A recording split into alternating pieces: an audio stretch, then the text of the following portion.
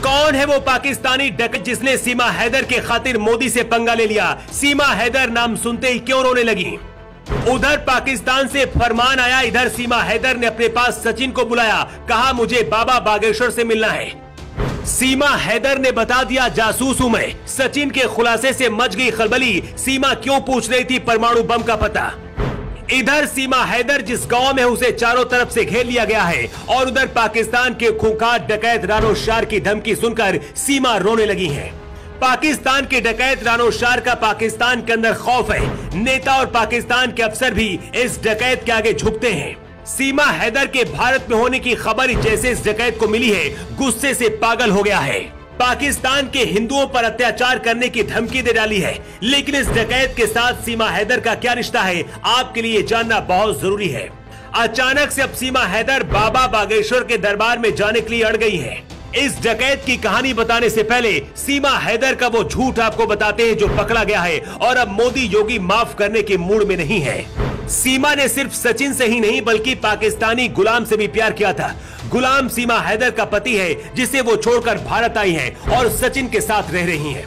अभी तक सीमा हैदर हर किसी को बता रही थी कि उनकी शादी गुलाम हैदर से जबरन हुई थी, लेकिन अब शादी का हलफनामा सबके सामने आ गया है जिसे देखकर हर कोई हैरान है। बताया जा रहा है कि सीमा हैदर के फोन पर गुलाम हैदर का रॉन्ग कॉल आया था। इसके बाद दोनों की बातें हुई और फिर प्यार हो गया था। इसके बाद घर से भागकर सीमा ने गुलाम हैदर से शादी की थी। बाद में परिवार की रजामंदी से दोनों साथ रहने लगे थे।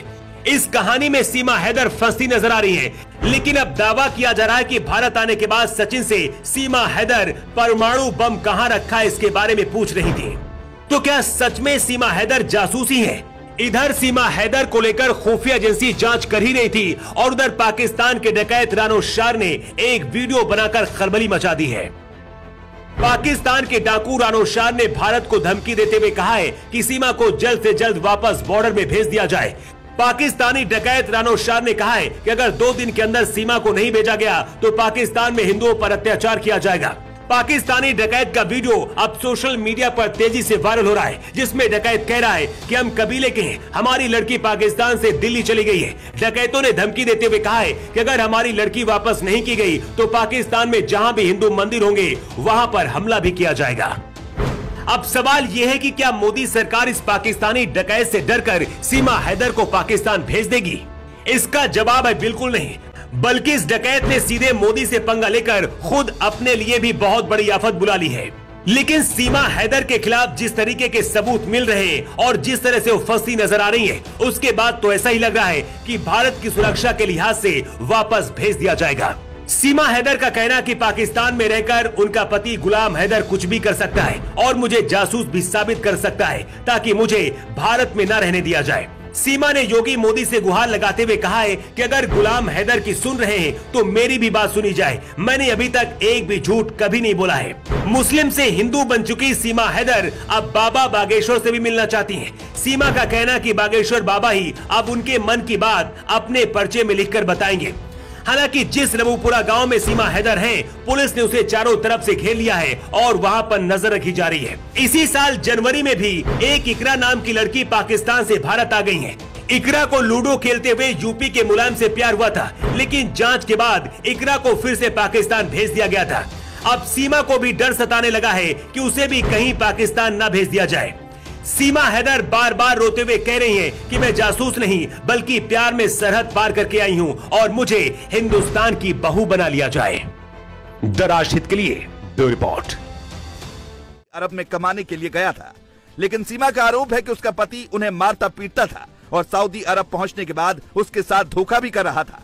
इसीलिए उन्हें सचिन से प्यार हो गया और उन्होंने ये कसम खा ली कि वो सचिन के साथ ही अब रहेंगी। खबर के मुताबिक उन्होंने भारत में वीजा के लिए भी अप्लाई किया था, लेकिन उन्हें वीजा नहीं मिला। लेकिन इसके बाद भी उनका प्यार परवान चढ़ा और उन्होंने अवैध तरीके से ही भारत में घुसने का फैसला किया।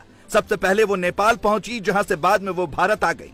सचिन और सीमा एक साथ रहने लगे, लेकिन जब उन्होंने कोर्ट मैरिज करने की प्लानिंग की तो वो एक वकील के पास सहायता के लिए पहुंचे।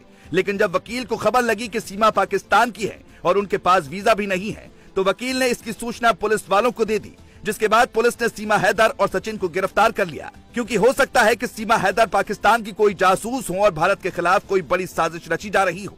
सुरक्षा एजेंसियों ने सीमा हैदर से कई घंटे तक पूछताछ की, लेकिन बाद में कुछ संदिग्ध नहीं पाया गया तो सीमा को छोड़ दिया गया।